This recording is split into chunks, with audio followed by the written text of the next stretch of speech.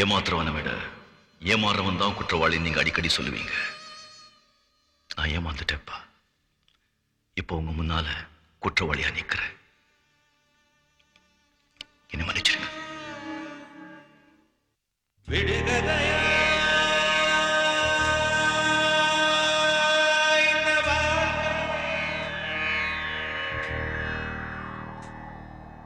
விடை தருவார்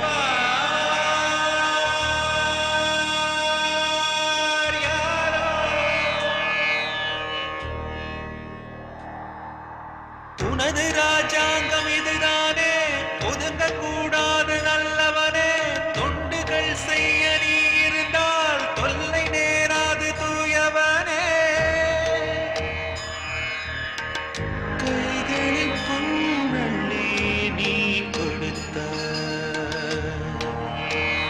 இன்று கண்களில் கண்ணீர் ஏன் கொடுத்தாய்?